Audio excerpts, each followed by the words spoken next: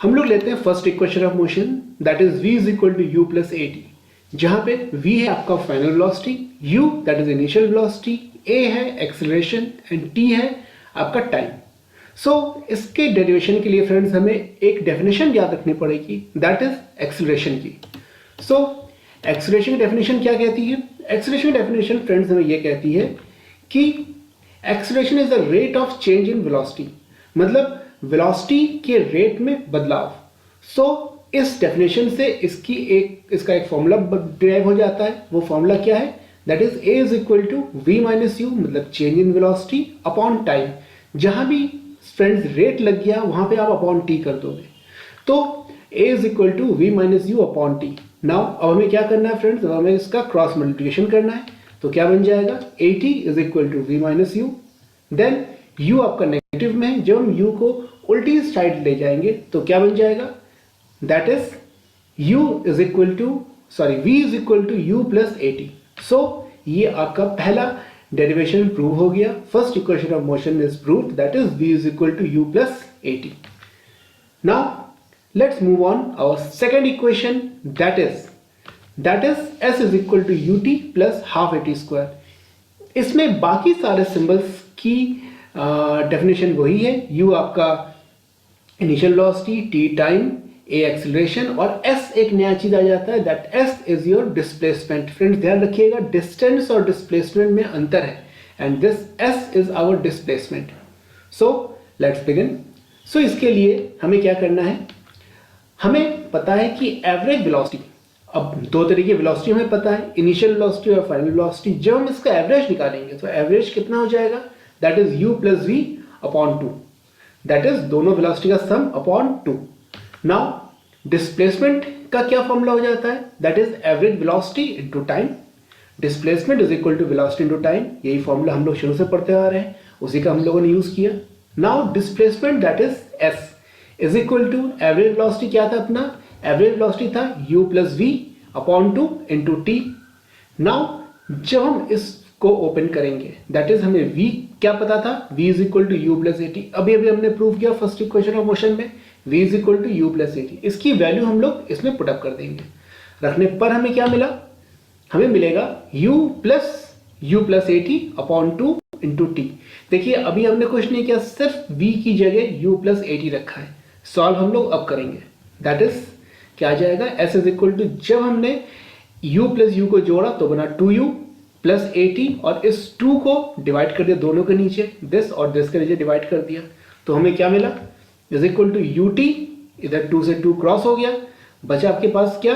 Plus a, जब ये bracket open हो जाएगा तो ये क्या बन जाएगा? t अंदर चला जाएगा, दैट इज यू टी बन जाएगा, plus a t square upon two नीचे रहा, तो आपका ये फॉर्मूला डिराइव हो गया, that is s is equal to u t plus half a t square. ये आपका था second equation of motion. Now और फ्रेंड्स चलते हैं हम लोग अपने थर्ड इक्वेशन की तरफ। थर्ड इक्वेशन क्या कहता है?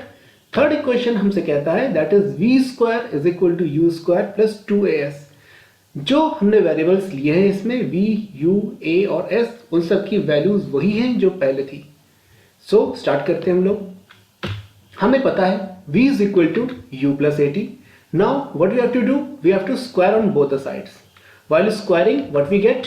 That is v is equal to u plus a t का स्क्वायर किया तो v square is equal to u plus a t का होल स्क्वायर मिल गया हमें।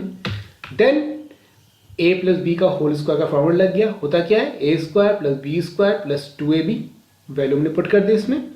नाउ अब हमें ये चीज ध्यान रखना है फ्रेंड्स कि यहाँ पे हमें कॉमन u स्क्वायर, देखिए हमें u स्क्वायर लाना, u स्क्वायर आ गया। अब इसमें से हमें ये चीज याद कर लीजिए कि 2a ही कॉमन लाना है। तो अगर 2a हमने कॉमन निकाला तो कितना बचा? 1/2 बचेगा यहाँ पे, ए टी स्क्वायर प्लस 2u। ये स्टेप ध्यान से समझिएगा कि जिस चीज को हम कॉमन ले रहे हैं एक्चुअली हम उस चीज से डिवाइड कर रहे होते हैं। तो 2a हमने कॉमन लिया, तो 2a का जब हम डिवाइड करेंगे इसमें a स्क्वायर टी स्क्वायर में, तो क्या बचेगा? 2 नीचे और a से a कट हो गया, that is half a t square बचा, और यहाँ पे 2a से 2a कट हो गया, दैट इज यू टी बचा। Is it clear? अगर नहीं क्लियर हो तो आप मेरे कमेंट सेक्शन में आप मुझे कॉल करके एक बार फिर ये चीज डिस्कस कर सकते हैं मुझसे। I am always available for you. खैर, इसके बाद अब हमें पता है कि सेकंड इक्वेशन मोशन में अभी हमने प्रूव किया कि s is equal to u t plus half a t square होता है, तो वो वाली वैल्यू हमने इसमें पुटअप कर दी। क्या मिला हमें? V square is equal to u square plus 2a, और इस पूरे की जगह क्या है? s है। इस पूरे की जगह वैल्यू s हो गई। सो क्या मिला फॉर्मूला में? V square is equal to u square plus 2as। ये आपका थर्ड इक्वेशन प्रूव हो गया। This is your third equation of motion, that is v square is equal to u square plus 2as। Yes, now let's have a quick revision. हम लोगों ने आज की class में जो पढ़ा, that is first equation of motion क्या था friends? That is v is equal to u plus a t. Second equation of motion क्या था? s is equal to u t plus half a t square. Third equation क्या कहता है हमसे? Third equation कहता है v square is equal to u square plus 2as। Yes, then इसकी values क्या क्या है? What is v here? v is equal to, v is final velocity, its unit is metre per second. Yes, इसकी unit पे ध्यान रखनी है आपको, क्योंकि ये मैथ्स की क्लास नहीं है कि मैथ्स में आपने जस्ट वैल्यू फाइंड कर लिया, आंसर आ गया। इसमें जब तक आप प्रॉपर यूनिट नहीं लिखोगे तब तक आपका काम ठीक नहीं होगा, आंसर सही नहीं आएगा। Then u is your final velocity, that is u is your initial velocity, its unit metre per second है। Then what is a? a is acceleration, its unit is metre per second square. Then आता है time, its unit is second. s is your displacement, it is measured in meters. Yes, equation of motions, how we will prove them graphically. So graphically इसको prove करने के लिए guys हम लोग लेते हैं अपना first equation, that is v is equal to u plus at। v is equal to u plus at के लिए फ्रेंड्स हमें ये ग्राफ रिमेंबर करना पड़ेगा। ये आपका वेलोसिटी टाइम ग्राफ है, जिसमें कि एक बॉडी किसी एक निश्चित वेलोसिटी से ट्रेवल करती है और फाइनली उसकी वेलोसिटी b पॉइंट पर इतनी हो जाती है, दैट इज v। और ये पूरा प्रकरण जो है, ये पूरा इंसिडेंट किस इसमें होता है? दैट इज इस टाइम पीरियड t में होता है। नाउ इसको हमने ग्राफिकली इंडिकेट कर लिया, o a b, this point is c and this point is d। So हमें ये पता होना चाहिए acceleration is equal to bc upon ac होगा।